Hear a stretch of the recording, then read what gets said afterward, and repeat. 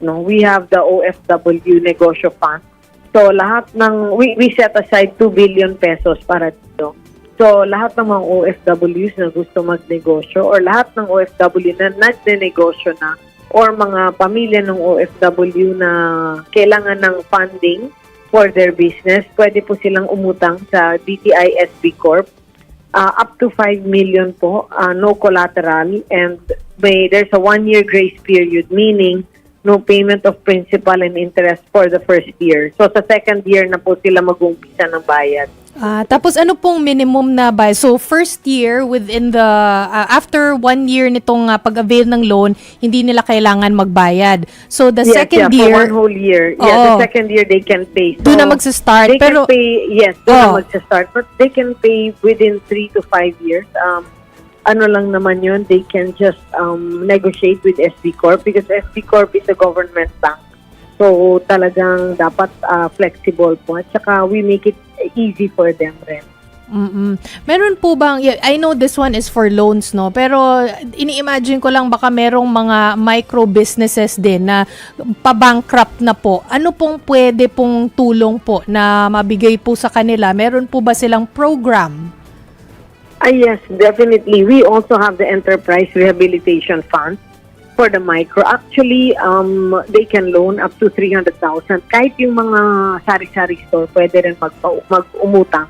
And we also have the MSME fund, business fund. So we set aside 4 billion pesos for this. So again, up to 5 million, no collateral, and for the first year, no payment of principal and interest. So, meron ang SB Corporation, which is the bank under DTI, meron po kaming mga loan program para sa kanila. So, ang best for them, they can onboard online, they can apply online through sbcorp.gov.ph, or pwede rin silang pumunta sa different regional offices nationwide, or the 1,344 negosyo centers nationwide.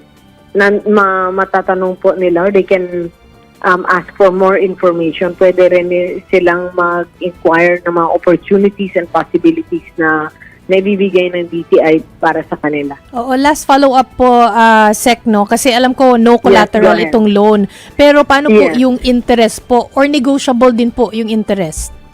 Okay, since this is a government sa pagbayad bank, mababa yung interest. Mababa yung interest. So, it's best for them to go on board online para malaman nila kung magkano talaga. But the interest is also mababa dahil this is a government bank.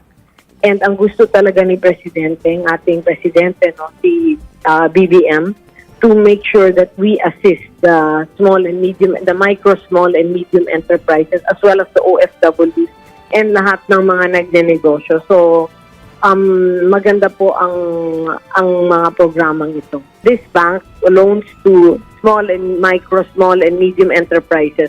Dapat nasa MSME sector po sila. Then they can loan from SB Corporation. Anong mga requirements? Madali lang po. For loans up to 5 billion. Meaning, number 1, business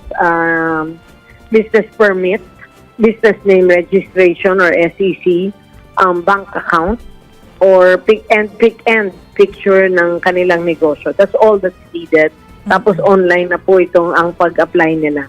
How about po yung ating loan for OFWs? The same requirements. Basta up to 5 million pesos, that's the requirement. But above 5 million, kailangan na po nila ng collateral. And of course, there's more requirements already needed for bigger amounts of loan. But again, it's best for them to go to SB Corporation or sbcorp.gov.ph para malaman nila, especially those that will loan more than 5 million.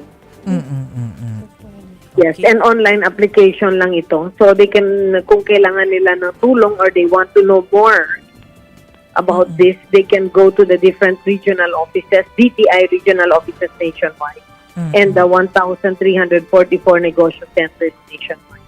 Sec, linawin ko lang, sabi niyo po, pwedeng mag-loan more than 5 million, so hindi po limit yung 5 million?